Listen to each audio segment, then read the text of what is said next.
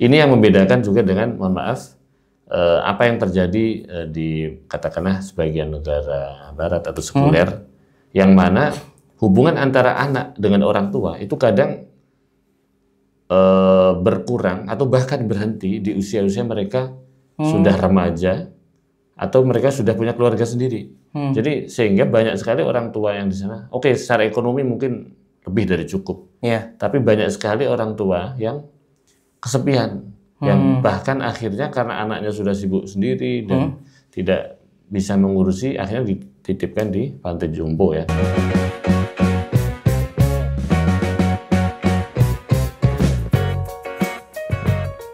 Assalamualaikum warahmatullahi wabarakatuh. Waalaikumsalam warahmatullahi wabarakatuh.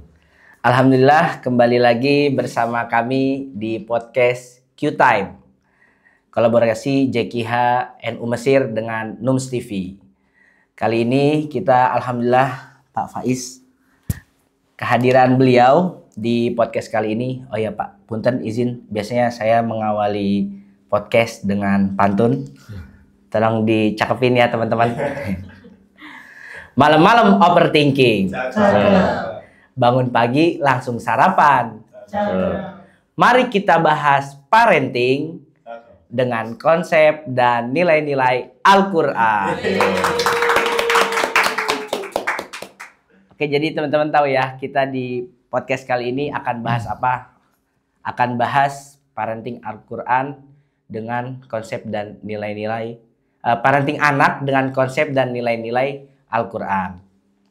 Jadi saya sebagai host izin memperkenalkan beliau. Beliau Pak Kiai Haji Faiz Husaini LCMA. Beliau sekarang sedang doktoral nih Pak. Ya. Doktoral di jurusan Tafsir dan Ulum Al-Quran di Universitas Al-Azhar. Tafsir, oke, di Universitas Al-Azhar. Juga hebatnya istri beliau juga sama nih Pak? Ya. Doktoral, kandidat doktoral di Prodi Tafsir dan Ulum Al-Quran. Di Prodi Tafsir dan Ulum Al-Quran juga. Jadi suami istri sama-sama kandidat doktoral. Insya Allah. Insya Allah. Berarti ya sangat luar biasa. Dan cocok dengan tema kali ini, jadi kita akan tanya-tanya beliau bagaimana beliau menerapkan konsep dan nilai-nilai Al-Quran dalam hal parenting atau mendidik anak beliau. Dan beliau adalah saat ini menjabat sebagai ketua PCI NU Mesir. Tanfiziyah, ketua Tanfiziyah PCI NU Mesir. Oke, sekarang lagi sibuk apa Pak Yai Faiz? Alhamdulillah sekarang masih dianugerahi umur, alhamdulillah, kesehatan dan kesempatan sehingga masih bisa aktif dan khidmah di PCI NU Mesir sebagai Ketua Tanfidiyah. Alhamdulillah. 2023-2025.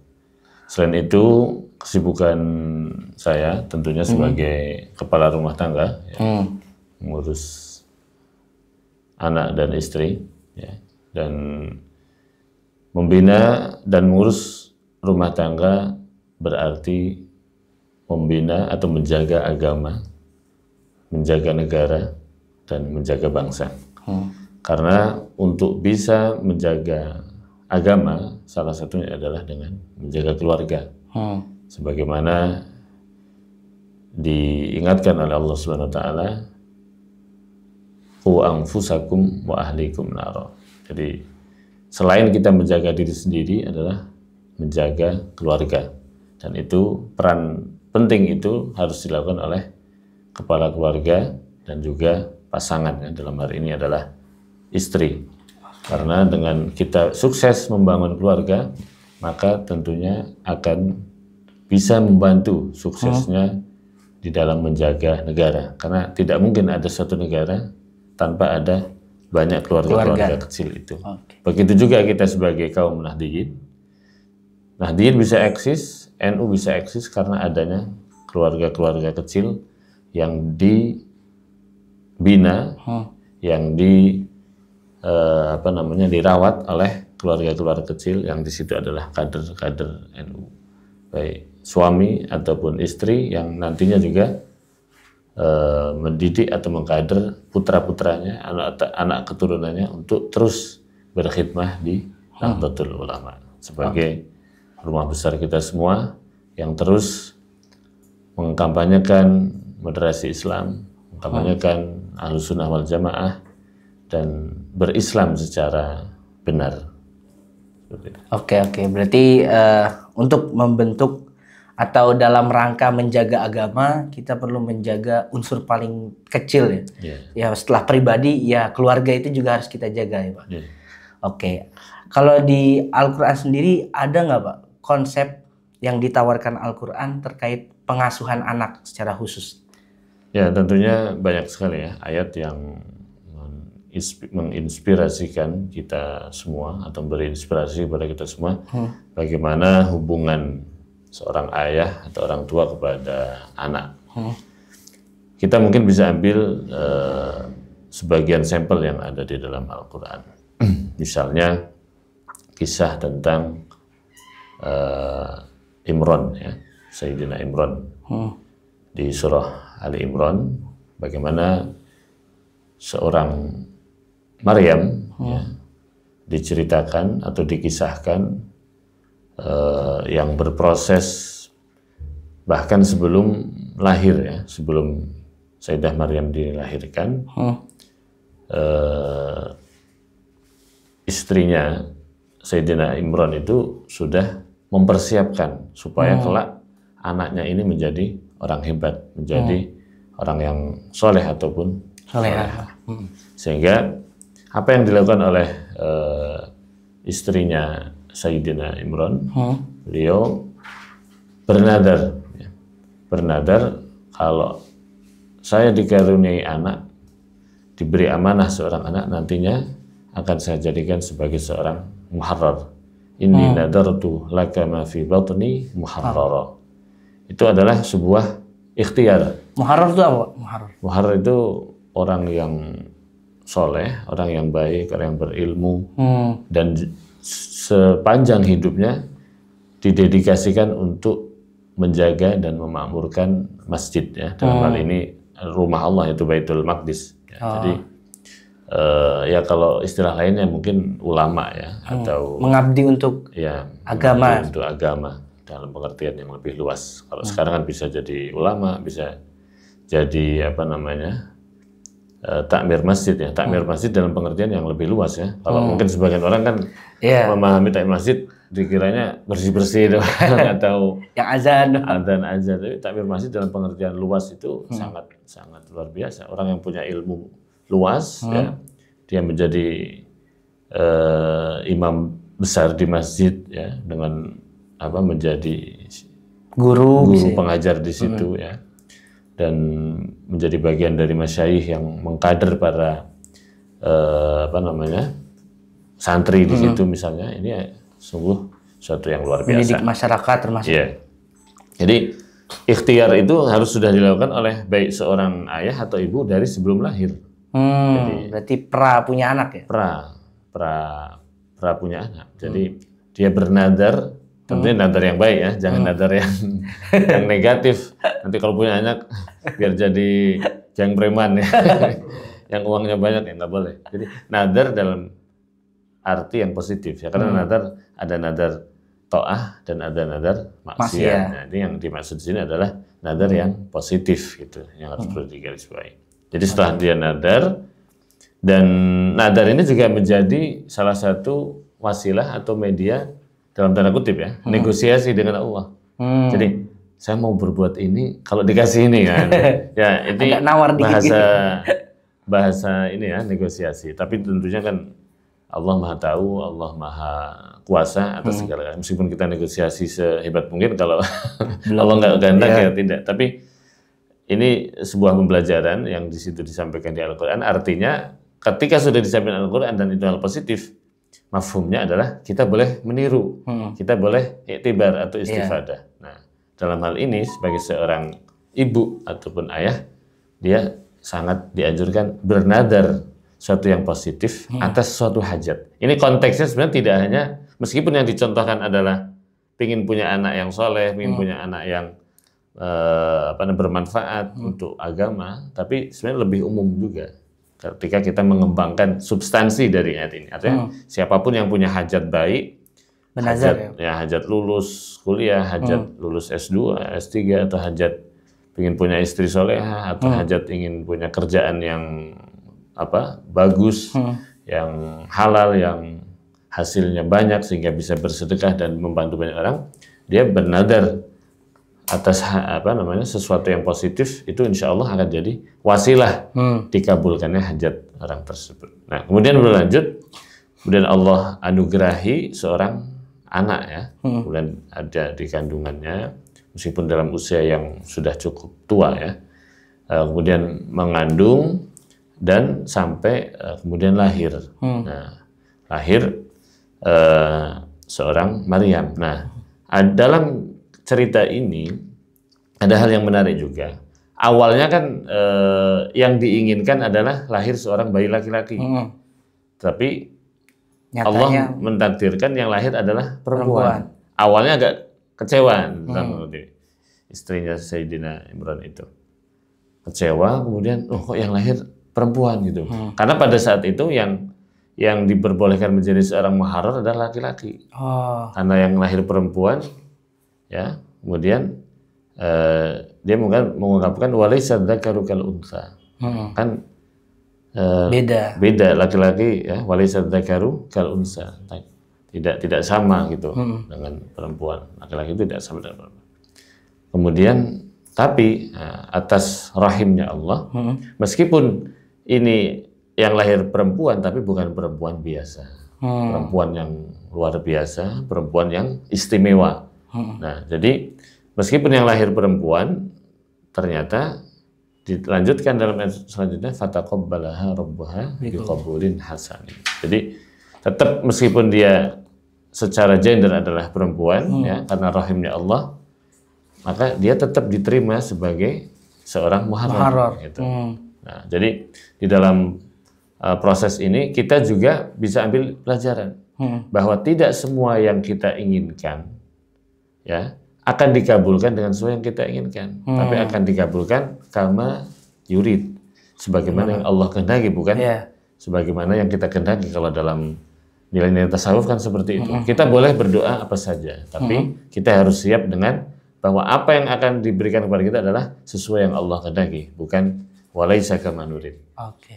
Jadi dengan keridhaan kita menerima apa yang Allah anugerahkan kepada kita, meskipun pada awalnya itu kan bukan doa saya sebenarnya. Saya doanya A, ternyata dikabulkan B atau C. Kita tetap harus ridho. Dengan keridhaan itulah Allah akan kasih anugerah yang lebih daripada yang permintaan kita sebelumnya. Dan itu terbukti dalam kisah ini. Awalnya berdoa seorang anak laki-laki akan lahir dari rahimnya, ternyata yang lahir adalah perempuan. Awalnya sempat terkejut dan kok nggak sama gitu. Tapi dengan keridhoannya kemudian Allah tetap membukakan anugerah-anugerah lain yang mana Sayyidah Maryam tetap bisa menjadi seorang muharrar. Gitu. Jadi, dan tidak hanya berhenti di situ. Aspek-aspek lain yang penting ya sebelum perang juga perlu ada namanya pembimbing yang berkualitas, kiai, ulama, atau panutan atau murabbinya ya. Dalam hal ini adalah Nabi Zakaria. Ya. Sayyidah Maryam sudah istimewa, lebih istimewa lagi yang menjadi mentor, yang menjadi gurunya adalah Sayyidina Zakaria. Ya. Jadi sudah bobotnya luar biasa, dididik oleh orang yang luar biasa, oleh seorang nabi. Makanya tumbuhlah seorang Sayyidah Maryam yang menjadi ibu dari termasuk salah satu Rasul Ulul Azmi, yaitu Nabi Isa alaihi salam. Jadi itu gambaran bagaimana banyak faktor itu akan menjadikan atau menentukan kualitas generasi. Bahkan dari pralahir berarti menuntut kesolehan dan kesolehahan seorang istri. Jadi suami istri harus kolaborasi, harus soleh dan soleh kalau ingin anaknya berkualitas. Ya, karena dalam pepatah kita kan buah jatuh tidak jauh dari pohonnya. Nah, itu sebuah ungkapan yang memang realitanya seperti itu. Jadi memang meskipun tidak mutlak 100% ya, tapi min babil ghalib ya, kalau orang tuanya baik, orang tuanya alim, itu anaknya ikut gitu. Orang tuanya politisi misalnya, biasanya anaknya juga punya jiwa politisi atau tertular. Atau orang tuanya pedagang, ekonom ini. Seperti itu.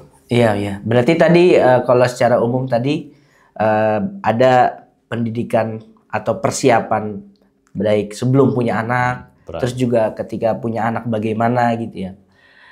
Kalau untuk ini Pak Yai, ada nggak perbedaan konsep parenting dari Al-Quran dengan parenting secara umum yang mungkin di luar Al-Quran gitu? Ya tentunya ada ya, parenting dengan pendekatan agama, dengan katakanlah non agama, katakan saya kira ada perbedaan ya. Yang membedakan diantaranya adalah ketika parenting itu didasarkan oleh nilai Al-Quran, tentunya tidak hanya fokus pada anak itu berkembang secara fisik saja, tetapi dia akan memperhatikan bagaimana anak itu berkembang secara jasmani dan rohani. Itu juga digambarkan misalnya dalam contoh di surah Luqman ya, bagaimana Luqman memberikan instruksi atau arahan kepada anaknya ya. Di situ nilai-nilai keagamaan, nilai-nilai akidah ditanamkan. Ya bunayya alla tusyrik bi syai'a. Ya, jadi pertama adalah nilai akidah, ini yang membedakan bahwa ketika parenting dengan menggunakan pendekatan Al-Quran yang ditanamkan kepada anak ini adalah sisi akidah. Bahkan ketika awal lahir pun yang dikumandangkan ke telinga sang bayi ya adalah adzan dan iqamah. Ini kan unsur terpenting di dalam akidah ya, bagaimana mengenalkan syahadat tidak ada Tuhan selain Allah, bahwa Nabi Muhammad SAW adalah utusan Allah. Ini yang dikenalkan pertama pada anak kita yang baru lahir. Jadi kemudian tidak hanya pada aspek akidah ya, tetapi juga kemudian dilanjutkan wabil walidaini ihsana, untuk berbakti kepada orang tua. Jadi perintah berbakti kepada orang tua itu perintah yang kedua setelah perintah beriman kepada Allah.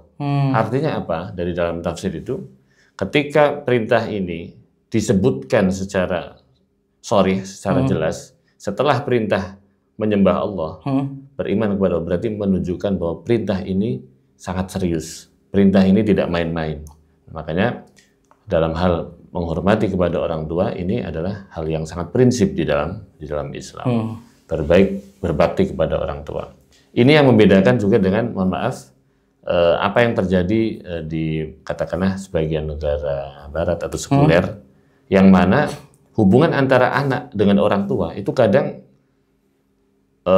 berkurang atau bahkan berhenti di usia-usia mereka sudah remaja atau mereka sudah punya keluarga sendiri. Jadi sehingga banyak sekali orang tua yang di sana, oke, secara ekonomi mungkin lebih dari cukup, tapi banyak sekali orang tua yang kesepian, yang bahkan akhirnya karena anaknya sudah sibuk sendiri dan tidak bisa mengurusi, akhirnya dititipkan di panti jompo ya, kalau di istilah kita ya.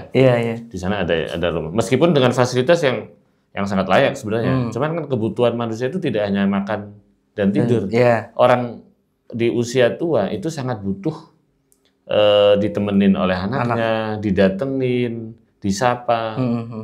Nah, yang terjadi di Barat seringkali seperti itu. Bahkan terkadang ketika anak memanggil ayahnya itu tidak pakai bapak atau panggilan seperti kita ya, ayah, abah, baba atau apalah. Tapi kadang tradisinya adalah memanggil dengan nama langsung. Iya. Jadi kalau namanya John, ya udah John aja. Udah kayak temen. Udah kayak teman. Dan memang di usia kayak belasan tahun dia udah boleh tinggal sendiri, tidak harus tinggal di rumahnya orang tua. Apalagi udah menikah dan punya kehidupan sendiri, itu seringkali hubungannya istilahnya berbeda dengan tradisi kita di umat Islam ya. apalagi kita bicara tradisi Nusantara, ada mudik, ada ini, itu sebenarnya itu sangat luhur pesan moralnya itu, karena memang kita dapati fenomena di negara lain seperti itu. Jadi meskipun dengan dinamika persiapan yang luar biasa, macet di jalan dan seterusnya, tapi nilai-nilai luhur untuk terus menyambung silah dengan orang tua, dengan keluarga terdekat itu sangat dianjurkan di dalam Islam. Itu yang diantara yang membedakan.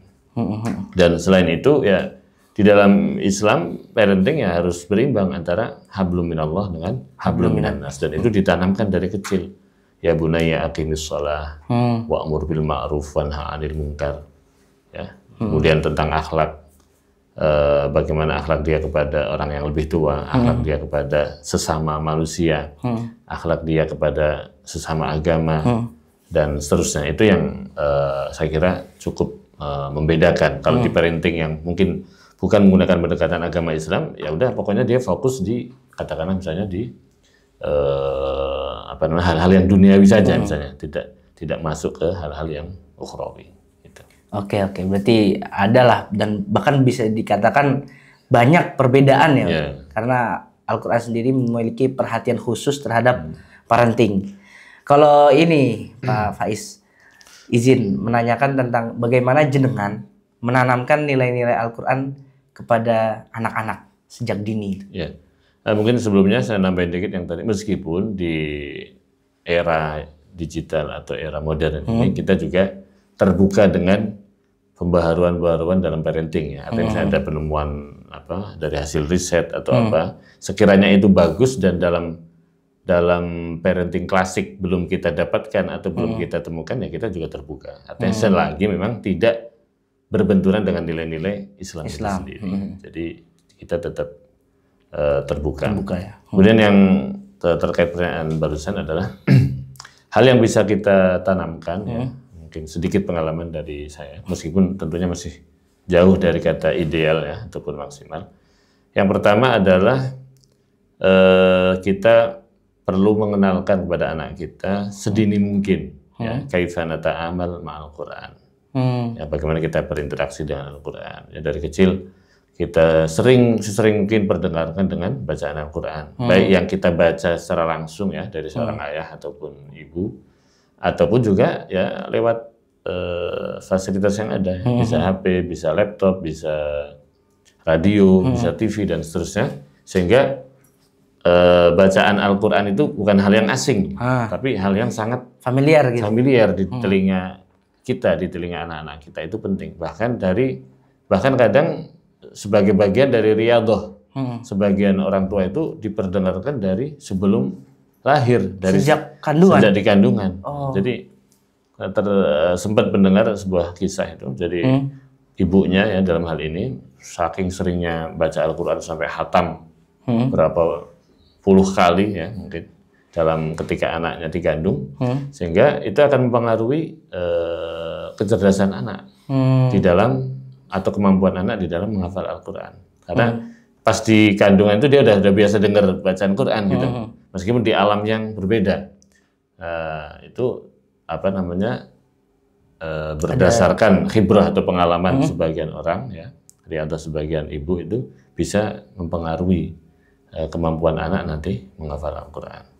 Kemudian ya ketika sudah lahir, yaitu tadi diperdengarkan sebanyak mungkin, kemudian talaki ya, ditalkin, diajari sedikit-sedikit dari harfan-harfan, kemudian kelmah-kelmah, kemudian sampai pada proses dia bisa membaca Quran dan juga bisa memulai menghafal Al-Quran. Nah, kalau kita bisa melakukan secara langsung, dididik oleh kita sendiri, itu sangat bagus ya. Tapi kalau misalnya orang tua terkait karena kesibukan, karena juga mungkin SDM dan berbagai hal sehingga tidak bisa mengajari secara langsung, ya dia bisa memanfaatkan perangkat yang ada, bisa lewat pesantren atau lewat madrasah, lewat TPQ, lewat berbagai prasarana yang ada di lingkungan atau di mana dia tinggal. Yang pasti jangan kemudian kalau saya nggak bisa ngajarin, udah dibiarin, itu tidak tepat. Jadi perlu difasilitasi. Tetap harus bertanggung jawab. Iya.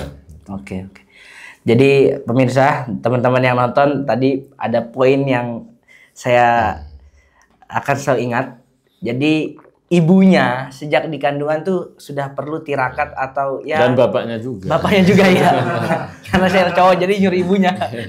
Jadi harus kolaborasi. Oh, seimbang ya? Oh, nggak ibunya doang. Jangan menuntut ibunya aja. Oh, tapi ini khusus pesan buat ibu-ibu yang calon ibu-ibu. Jadi sejak di kandungan kalau bisa sering dengerin Quran ya Pak ya? Baca.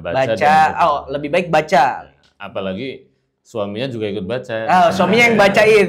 Jadi jangan sambil misalnya pas hamil nyekrol TikTok Pak. Wah denger lagu-lagu DJ. Wah itu bahaya. Selanjutnya ini Pak Faiz. Kan ini di zaman sekarang tadi ya. Ya dari segi tirakat ibunya saja sudah memiliki tantangan tersendiri. Bapaknya juga. Apakah Pak Faiz itu bagaimana menghadapi atau tantangan Pak Faiz tersendiri dalam mendidik anak dengan nilai-nilai Al-Quran di zaman yang seperti ini? Ya, tentunya setiap manusia hidup pada zamannya akan ada tantangan yang berbeda-beda. Ya.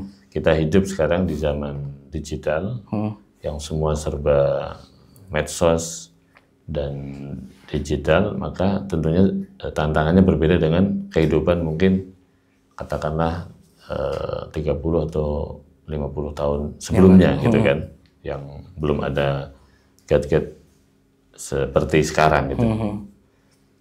Sehingga yang bisa kita lakukan adalah mungkin kalau menafikan atau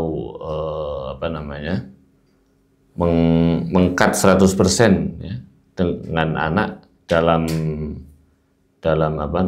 bermedsos atau menggunakan fasilitas gadget ya, itu gadget atau gadget itu belum bisa atau mungkin kurang bijak. Kalau 100% ya, misalnya anak nggak boleh megang HP, sama anak sekali nggak boleh nonton TV, anak nggak boleh megang iPad, dan itu mungkin kurang bijak juga ya. Kecuali mungkin usia-usia yang masih bayi ya, itu kan belum ini. Tapi kalau usia-usia dia udah mulai sekolah, udah 5 tahun ke atas, bahkan sekarang anak TK kan juga udah tahu HP, bisa download aplikasi sendiri, bisa ngegame, iya, bikin akun.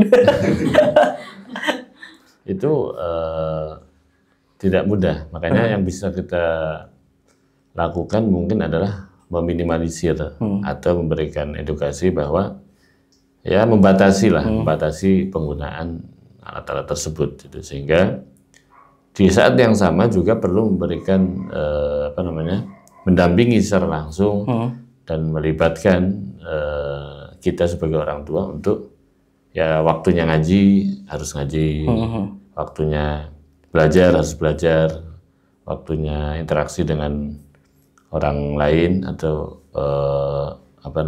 banyak orang juga harus tahu posisinya di mana. Jadi jangan sampai karena terlalu sering main HP kemudian dia tidak ngaji, tidak pernah belajar, dan karena kadang kasus-kasus semacam itu terjadi ya dalam sebagian anak-anak itu yang sampai akhirnya harus masuk rumah sakit jiwa atau punya gangguan kesehatan di mata atau gangguan mental lainnya, sehingga itu sangat tidak positif untuk perkembangan anak. Jadi memang kita harus disiplin, harus berikan edukasi, dan kita juga berikan contoh untuk bagaimana anak biar juga tetap mau belajar Al-Quran di usia dini, di usia mereka masih kecil, dan kita libatkan dengan banyak-banyak kegiatan yang di situ menumbuhkan nilai-nilai agama yang tentunya positif untuk perkembangan anak dan juga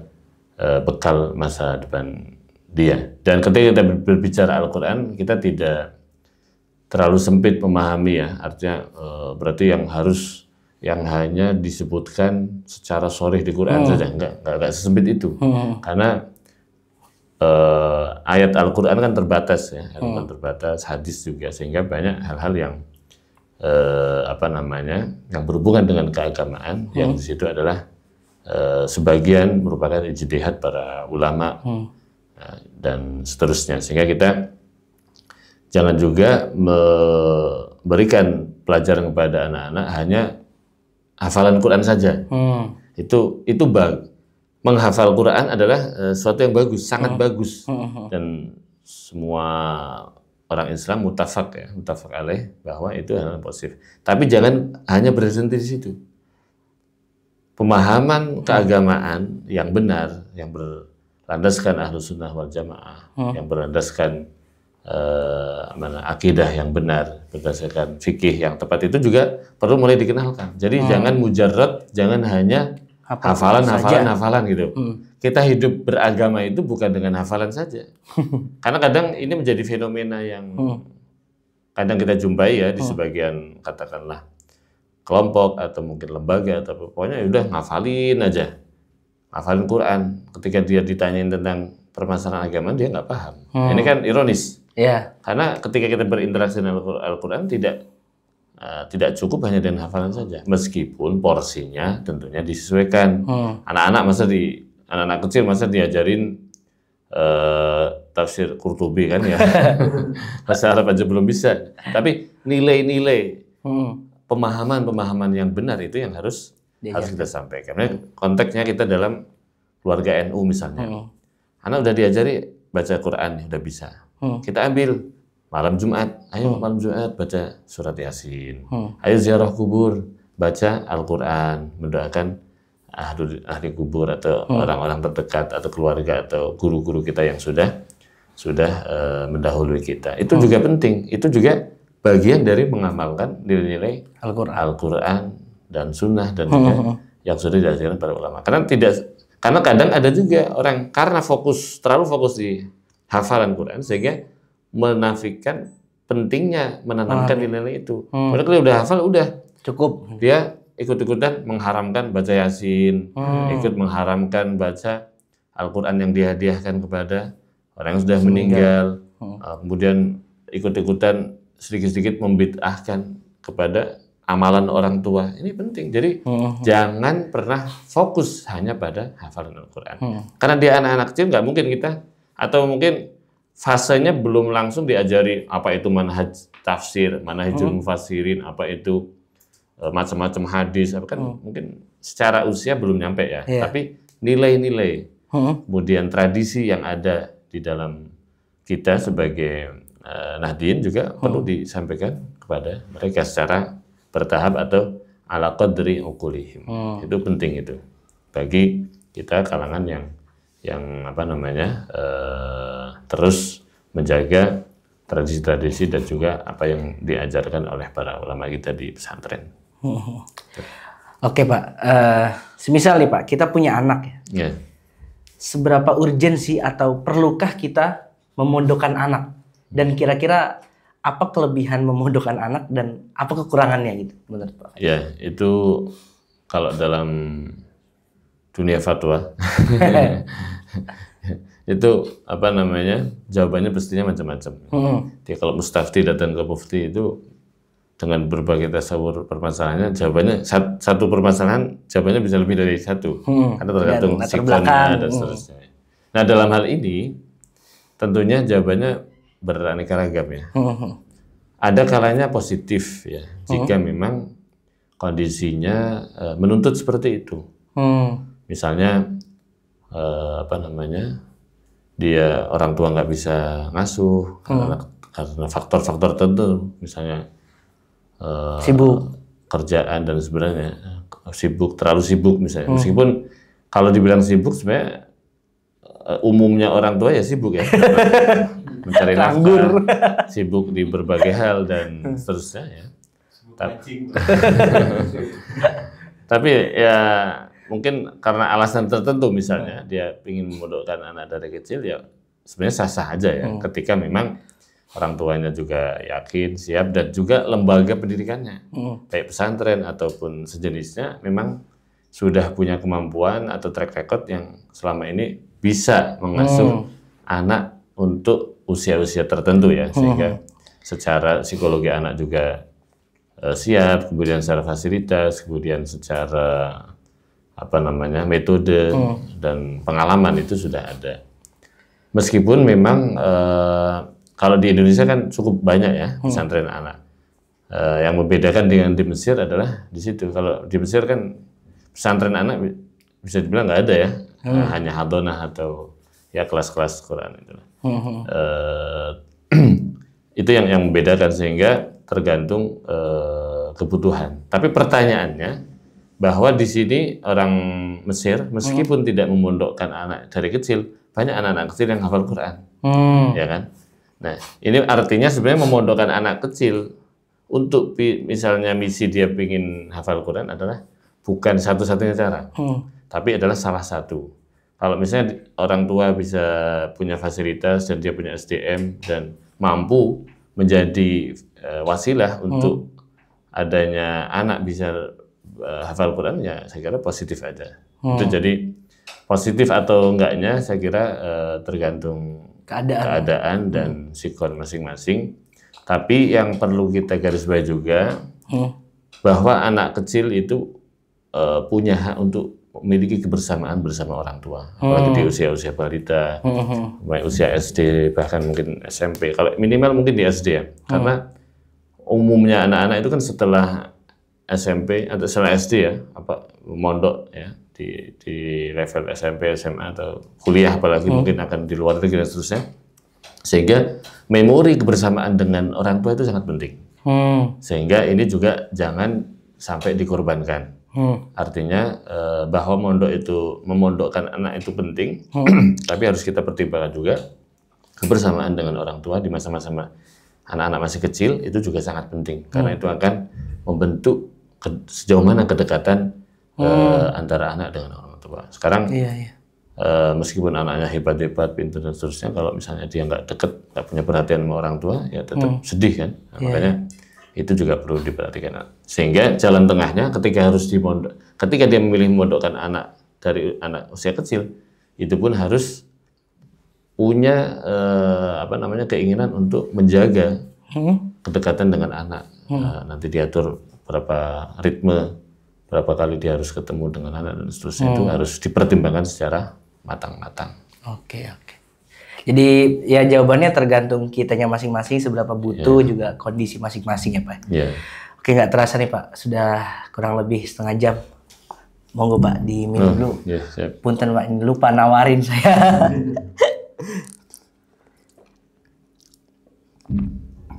Mungkin ini yang terakhir Pak. Singkat, kira-kira kita butuh pesan dari Pak Faiz terhadap kita, teman-teman yang masih muda dan yang akan atau insya Allah akan menempuh jenjang selanjutnya. Kira-kira apa yang perlu dipersiapkan supaya memiliki keluarga yang di dalamnya berisikan nilai-nilai Al-Quran, sekaligus mungkin ada closing statement dari Pak Faiz. Monggo Pak. Di antara pesan-pesan yang mungkin bisa disampaikan ke kawan-kawan yang masih jomblo ya, atau masih sendiri, yang nantinya insya Allah sebagian besar ya, atau bahkan mungkin semua ya, akan melangkah ke kondisi selanjutnya, yaitu berkeluarga, membangun rumah tangga, sehingga perlu disiapkan adalah kematangan psikologi, kematangan mental, karena untuk membangun keluarga bukanlah untuk sehari dua hari saja, tetapi seumur hidup ya. Kalau yang serius ya, kalau yang nggak serius ya nggak tahu. Kalau yang ideal adalah ya dia ketika menentukan pilihan dengan si fulan dengan fulanah, fulanah dengan fulan adalah untuk seumur hidup, bahkan nanti akhirat. Allah. Gitu kan. Makanya kematangan mental, kematangan psikologi harus disiapkan dari sekarang, karena ketika orang berumah tangga itu jangan dibayangin enak-enaknya aja, indah-indahnya aja. Bahwa keindahan itu ada sangat banyak, ya. Sangat banyak. Tapi karena berangkat dari dua insan yang berbeda, ya, bahkan juga melibatkan dua keluarga yang tadinya juga berbeda atau bahkan sama sekali tidak mengenal, ini bukan hal yang mudah. Bagaimana kita mengkondisikan, mengkomunikasikan, berinteraksi dengan orang-orang yang dulunya jauh, bukan siapa-siapa. Ya, meskipun kadang orang nikah juga ada yang dengan keluarga dekat ya, gitu, tapi itu pun tetap ada tantangan tersendiri. Sehingga ketika psikologi kita, ketika mental kita sudah stabil ya, dalam menyelesaikan masalah, jadi menyelesaikan masalah bukan dengan menambah masalah ya, tapi bagaimana kita berpikir jernih, berkomunikasi dengan baik dengan berbagai pihak, kemudian juga mampu secara finansial untuk mencari nafkah, mencari kasab ya, itu juga penting.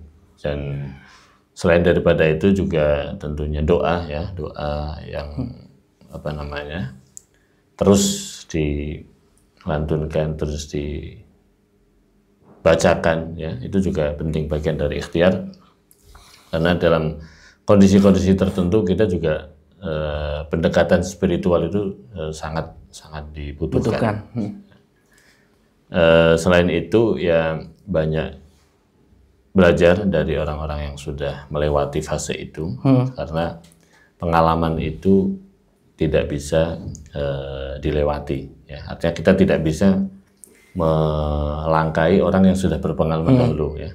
Jadi itulah pentingnya kita istifadah, kita ambil pelajaran dari orang-orang yang sudah pernah melewati fase itu.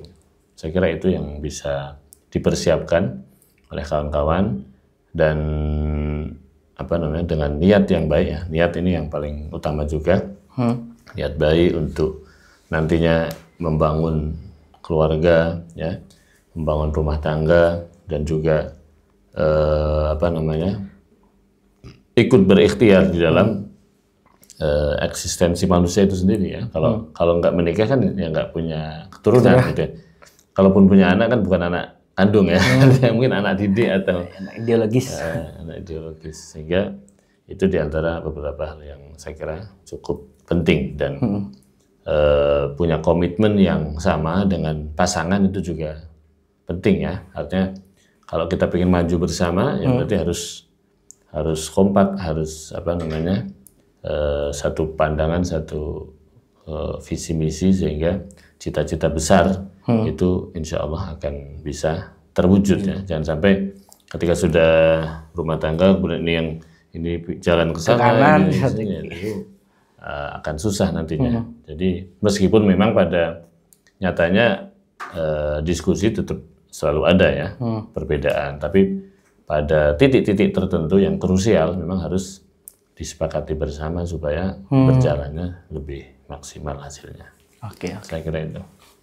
Makasih banyak ini Pak Faiz. Nggak terasa udah setengah jam lebih. Kita udah banyak dengerin ya ilmu beliau, pengalaman, saran atau motivasi juga ada tadi. Mulai dari persiapan sebelum, ini termasuk tadi persiapan sebelum tadi punya anak, terus bagaimana ketika sudah punya anak, dan juga tips-tips yang bisa dilakukan, juga mencontoh dari apa yang ada dalam Al-Quran, dari kisahnya Siti Maryam serta keluarga Imran disertai dengan bimbingan dari Nabi Zakaria. Semoga apa yang telah kita dengarkan semua teman-teman bermanfaat dan berkah bagi kita semua. Sekaligus khususnya ini semoga apa yang telah beliau sampaikan dan dibagikan kita semua sebagai menjadi wasilah kemudahan beliau dalam segala urusan. Pak Faiz. Juga semoga keluarganya juga sehat selalu, dimudahkan segala urusannya. Baik, ini izin pantun lagi Pak. Ya. Biasanya kita buka tutup pakai pantun. Dicakepin ya teman-teman ya. Oke. Si Ajis buaya darat. Ini kan tadi habis ngomongin parenting, jadi jangan capek menikah dengan yang buaya darat gitu maksudnya. Si Ajis buaya darat. Target selanjutnya adalah si Pipi. Saksikan kita setiap hari Jumat yang akan tayang di Nums TV. Sekali lagi teman-teman semua, juga Pak Faiz, ini kami mau mengucapkan terima kasih banyak atas waktu, ilmu, dan pengalamannya. Semoga apa yang kita cita-citakan bersama umumnya dan juga segala urusan Pak Yai Faiz dimudahkan oleh Allah Subhanahu wa Ta'ala. Terima kasih teman-teman. Terus saksikan kita di podcast Q Time, membahas nilai-nilai Al-Quran dan kehidupan. Terima kasih. Wassalamualaikum warahmatullahi wabarakatuh. Waalaikumsalam warahmatullahi wabarakatuh.